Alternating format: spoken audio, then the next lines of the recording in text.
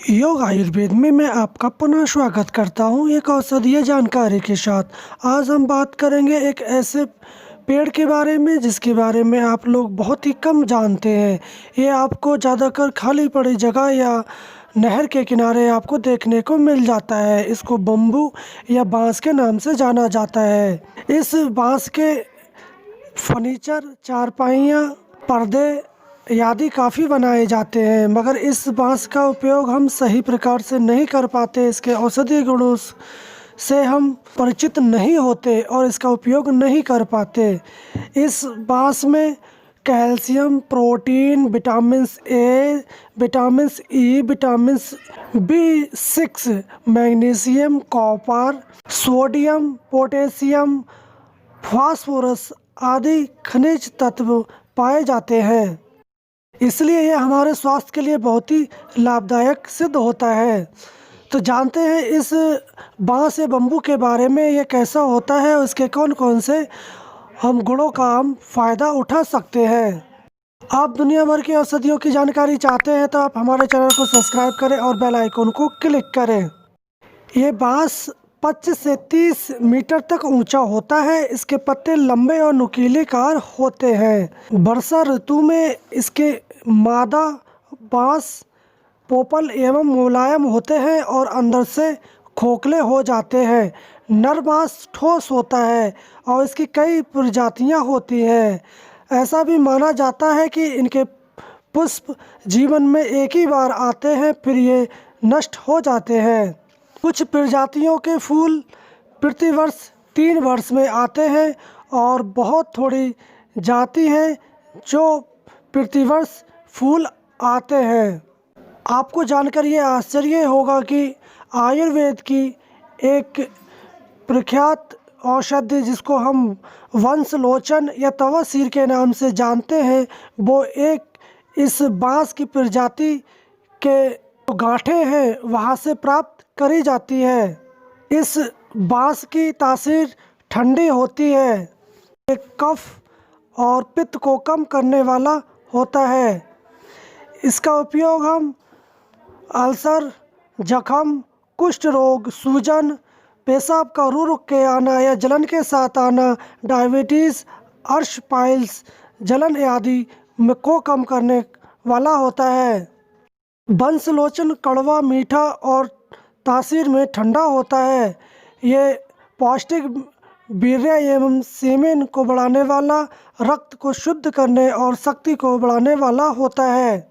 इस वंशलोचन का प्रयोग हम श्वास, बुखार, क्षय, रक्तपित्त, मूत्रकुच, एनीमिया, पंडुआ, कुष्ठ, पीलिया, मूत्र संबंधी बीमारियां आदि में हम इसका प्रयोग कर सकते हैं। इसको अलग भाषाओं में जाना जाता है जिसका इसका बॉटिकल नाम बैम्बूसा बैम्बोस है। इसको अंग्रेजी में थॉर्नी बैम्बू कहते हैं।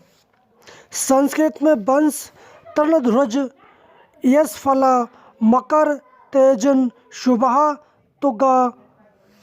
हिंदी में बांस, कांटा बांस, उत्तराखंड में कौस्टा बांस, उर्दू में बांस, नेपाली में बांस आदि नामों से जानते हैं। आप इसको किस नाम से जानते हैं हमें कमेंट बॉक्स में जाके बता सकते हैं।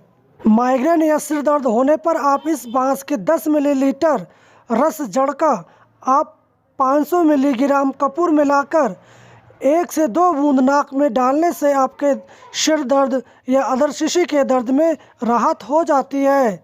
इसके कलक को बकरी या भेड़ के पेशाब में बनाकर आप छानकर 1 से 2 बूंद कान में डाल देते हैं तो कान का दर्द समाप्त हो जाता है।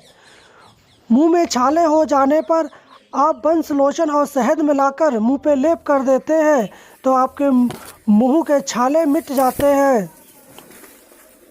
लंग्स या फेफड़े में सूजन आ जाती है तो इसको भी दूर करने में काफ़ी मददगार साबित होता है। बांस के पत्तों का काढ़ा 10 से 20 मिलीलीटर की मात्रा में पीने से या गरारा करने से आपके लंग्स की सूजन, खांसी, गले का दर्द में काफ़ी आराम हो जाता है। सूखी खांसी होने पर वंशलोचन का चूर्ण शहद में मिलाकर आप सेवन करते हैं तो आपका कफ निकल जाता है और सूखी खांसी मिट जाती है। अतिसार या दस्त होने पर आप इसके पत्ते, अंकुर या तना का काढ़ा 10 से 20 मिलीलीटर की मात्रा में पीने से अतिसार या दस्त, उल्टी में काफ़ी लाभ हो जाता है। पाइल्स या बवासीर होने पर आप इनके पत्तों को तोड़कर काढ़ा बना लें और उस काढ़े से आप शौच करते हैं तो उससे आपके पाइल्स का दर्द या मस्सों में होने वाली पीड़ा खत्म हो जाती है। डायबिटीज़ या मधुमेह होने पर आप इस बांस के बने यवक से बने खाद्य पदार्थों का सेवन करने से आपकी डायबिटीज़ कंट्रोल में रहती है।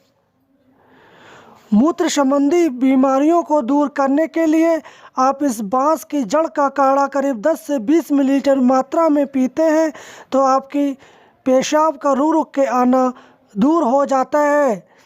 गोखरू, बंसलोचन और मिश्री, इनका 2 से 4 ग्राम चूर्ण आप कच्चे दूध के साथ खिला देते हैं तो आपके पेशाब की जलन समाप्त हो जाती है। त्वचा रोग या कुष्ठ रोग होने पर आप इसके पत्तों और जड़ को पीसकर वहाँ लेप कर देते हैं तो उसमें काफ़ी राहत हो जाती है। अल्सर या घाव हो जाने पर आप इसके पत्तों का काढ़ा बनाकर वहाँ स्थान को धोते हैं तो घाव और सूजन दोनों चली जाती हैं। बांस या बम्बू की ये महत्वपूर्ण जानकारी हम यहीं समाप्त करते हैं। अगर आपको ये जानकारी पसंद आई तो आप इसको लाइक करें, शेयर करें और हम कल फिर मिलेंगे एक औषधीय जानकारी के साथ। तब तक के लिए धन्यवाद।